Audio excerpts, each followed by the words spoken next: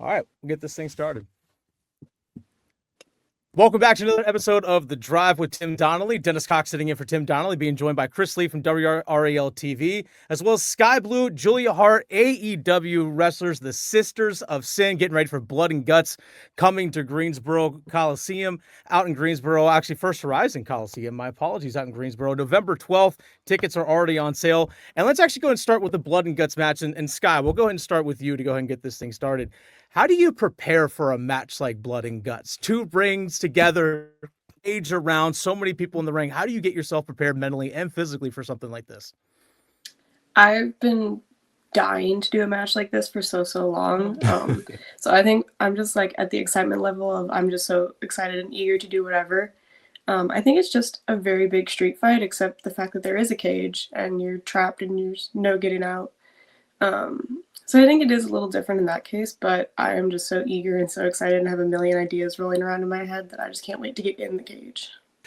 Just to follow up with that, I mean, you guys are also in the AEW Women's Tag Team Tournament right now, and you guys won the first match, so you're on to the semifinals and finding success now as a tag team. And there's been a few different iterations of what you guys have been in AEW. Now you guys are finding success together as that tag team. Where do you see that going? And what would a Sisters of Sin tag team title reign look like inside of AEW inside of an AEW ring? I just can't wait to make it to the finals and win. I think that's what it's gonna look like in the end. When Skye joined me, I was the TBS champion, and now that we're both healthy and on a really good run right now, I think we both deserve to have gold around our waist.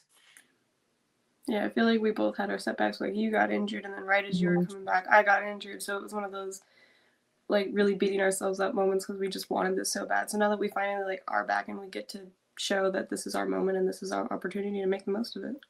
Yeah. Again, that's Skye Blue, Julia Hart joining us here on The Drive, being also joined by Chris Lea from WRAL TV. And Skye and Julia, let's get on that train about the tag team titles.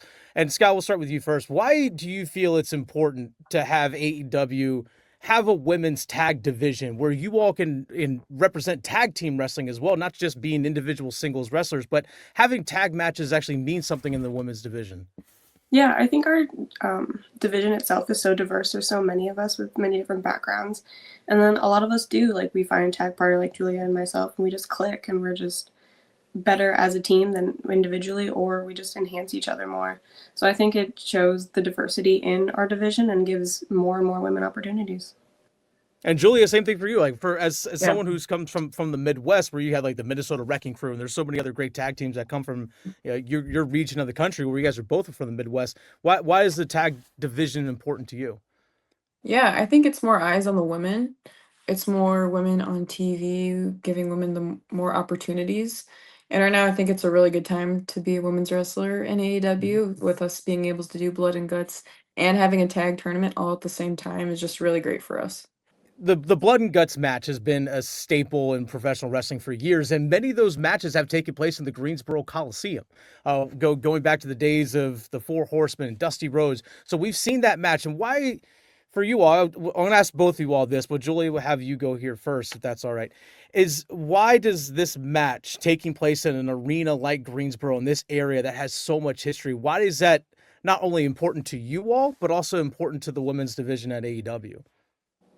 I feel like I keep like repeating myself, but I just think, if you would have told like Dusty Rhodes, back then, like, hey, there's gonna be about 8 to 10 women in two rings trying to kill each other, and it's called Blood and Guts, and they're gonna get all of this like TV time, and people are gonna come to want to see it. Like, he might be like, "What are you talking about?" So I just think it's like really crazy just to see where women's wrestling has come since, a really long time whenever Greensboro first had a wrestling match to now what it looks like is just crazy. And I'm just so happy that me and Skye are a part of it.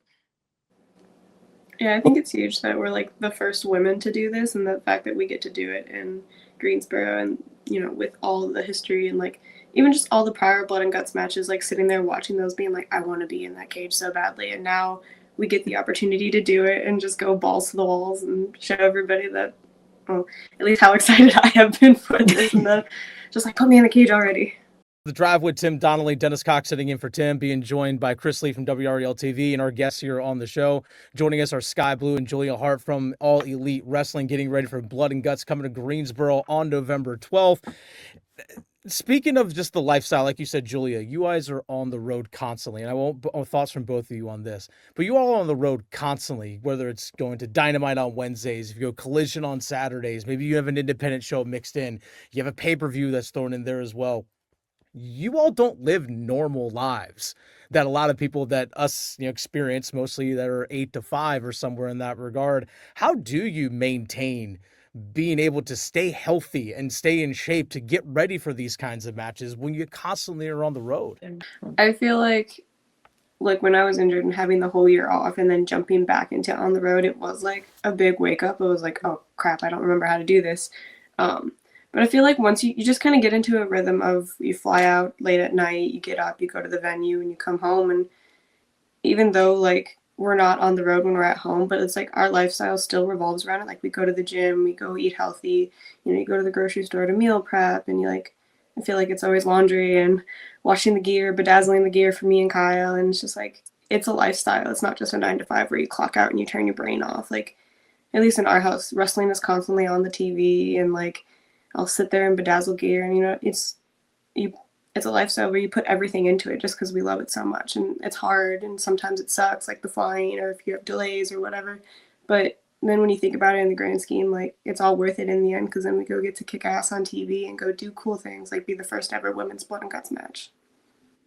Yeah, and you just have to. I think the gym is part of the job. Eating good is part of the job. Like that's what we signed up for. And that's one of the big things that I loved about this job, is that I have to stay in shape, because I grew up with a cheerleading background and we were constantly working out and staying in shape. And I always loved that part.